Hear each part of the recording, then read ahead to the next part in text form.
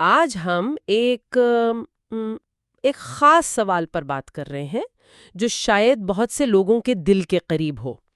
والدین کی خواہشات اور اپنی پسند کی دینی خدمت میں توازن کیسے رکھا جائے؟ جی ہاں۔ ہمارے پاس ایک دینی استفسار اور اس کا جواب ہے جو بالکل اسی مسئلے پر بات کرتا ہے۔ جی ہاں، اور یہ صورتحال دلچسپ اس لیے ہے کہ یہاں معاملہ صحیح اور غلط کا نہیں ہے، اچھا؟ بلکہ کہہ سکتے ہیں کہ دین کی خدمت کے دو الگ الگ مگر دونوں ہی جائز طریقوں کا ہے۔ ایک وہ جو والدین چاہ رہے ہیں اور دوسرا وہ جو بیٹا پہلے سے کر رہا ہے۔ تو ہمارا مقصد آج یہ سمجھنا ہے کہ یہ جو مواد ہمارے پاس ہے وہ اس نازک صورتحال میں کیا کہتا ہے۔ بالکل۔ تو آئیے پھر اس کو کھولتے ہیں۔ سوال یہ تھا، جہاں تک میں سمجھی ہوں، کہ ایک عالم دین ہے، ان کے والد صاحب ناراض ہیں اس بات پر کہ بیٹا پڑھاتا ہے مدارس میں۔ جی، وہ جو ایک خاص انداز کی تبلیغی جماعتیں ہیں ان کے ساتھ کام نہیں کرتا۔ درست۔ تو کیا والد صاحب کی اس ناراضگی سے وہ بیٹا اللہ کے ہاں گنہگار ہو جائے گا؟ یہ تو واقعی بڑا پیچیدہ سا معاملہ لگتا ہے۔ یقیناً ہے، اور دیکھیں جواب شروع ہوتا ہے ایک اہم بات سے، وہ یہ کہ جو مروجہ تبلیغی کام ہے اس کی اہمیت کو مانا گیا ہے۔ اچھا؟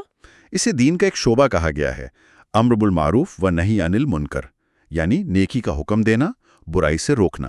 اس کا ایک مؤثر طریقہ مانا گیا ہے، خاص طور پر جیسے آج کل کا ماحول ہے جہاں دین کا علم کم ہے، عمل میں بھی کوتاہی ہے، تو عوام تک دین پہنچانے کے لیے، ان کی اصلاح کے لیے یہ ایک مفید طریقہ سمجھا جاتا ہے۔ یہ تو واضح بات ہے، لیکن میرا خیال ہے جواب صرف یہی نہیں رکتا، وہ یہ بھی تو کہتا ہے نا کہ بس یہی ایک راستہ نہیں ہے۔ آپ نے بالکل ٹھیک پکڑا، جواب میں یہ بات بہت صاف کہی گئی ہے کہ دین کے دوسرے شعبے بھی ہیں، وہ بھی اتنے ہی اہم ہیں۔ مثلاً یہی تعلیم و تدریس، پڑھانا، دینی موضوعات پر لکھنا جسے تصنیف و تالیف کہتے ہیں، قرآن کا درس دینا ہے، عوام میں بیانات کرنا، خطبے دینا۔ صحیح ہے۔ یہ سب بھی دین پھیلانے کے اور دین کی خدمت کے بالکل مستند اور ضروری طریقے ہیں۔ جواب میں اصل میں اس سوچ سے منع کیا گیا ہے کہ دین بس ایک ہی کام کا نام ہے اور باقی کچھ نہیں ہے۔ تو پھر اس خاص کیس میں کیا ہوگا؟ بیٹا تو پڑھا رہا ہے، یعنی وہ بھی تو ایک دینی کام ہی کر رہا ہے۔ جی، تو والد کی ناراضگی کا کیا بنے گا؟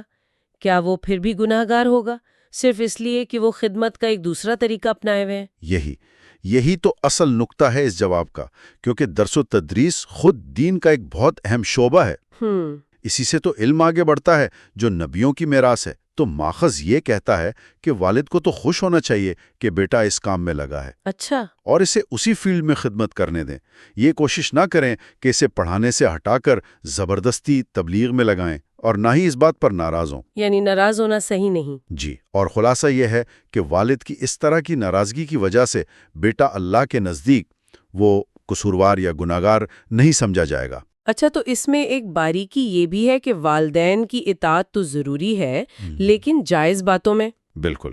اور جب بیٹا پہلے ہی ایک مانے ہوئے دینی کام میں ہے تو اسے چھوڑ کر والدین کی پسند کا کوئی دوسرا دینی کام کرنے پر مجبور کرنا، وہ شاید اس جائز بات میں نہیں آتا۔ جی ہاں، بالکل، یہ نقطہ اس میں شامل ہے۔ والدین کی اطاعت فرض ہے، لیکن ان معاملات میں جو شریعت کے مطابق ہوں اور کہہ لیں کہ غیر منطقی نہ ہوں۔ صحیح۔ اب ایک جائز دینی خدمت سے روک کر دوسری جائز خدمت پر مجبور کرنا، جبکہ پہلے والے میں بھی دین کا فائدہ ہو رہا ہے، یہ اس اطاعت میں نہیں آتا جس کو نہ ماننے پر گناہ ہو۔ ٹھیک۔ جواب یہ بھی صاف کرتا ہے کہ سارے دینی شعبے اپنی جگہ اہم ہیں، ایک کو بنیاد بنا کر دوسرے کی نفی کرنا یہ رویہ ٹھیک نہیں ہے۔ تو اگر ہم اس ساری بات کو سمیٹیں تو خلاصہ یہ نکلتا ہے کہ دین کی خدمت کے کئی راستے ہیں، سب کی اپنی جگہ اہمیت ہے۔ جی بالکل۔ اگر کوئی ایک صحیح راستے پر چل رہا ہے تو صرف اس لیے کہ وہ دوسرا صحیح راستہ نہیں اپنا رہا اسے برا نہیں کہا جا سکتا، یہاں تک کہ اگر والدین کی پسند کچھ اور ہو۔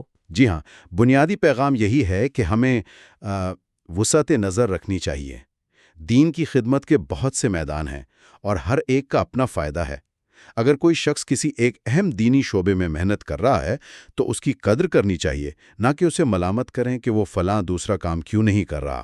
یہ واقعی ایک اہم بات سمجھ میں آئی، اور جاتے جاتے سننے والوں کے لیے ایک سوچ کا پہلو چھوڑ جاتے ہیں۔ جی ضرور۔ یہ جو اصول ہے کہ کہ خدمت کے مختلف راستے سب قابل قدر ہیں، یہ ہماری عام زندگی میں کیسے لاگو ہو سکتا ہے؟ جب لوگ اپنی زندگی میں چاہے وہ خالص دینی نہ بھی ہوں، خدمت کے یا اپنا کردار ادا کرنے کے مختلف راستے چنتے ہیں اور انہیں اپنے خاندان یا معاشرے سے مختلف امیدیں یا دباؤ کا سامنا ہوتا ہے، تو وہ اس توازن کو کیسے سمجھیں، کیسے قائم رکھیں؟ اس پر غور کیا جا سکتا ہے۔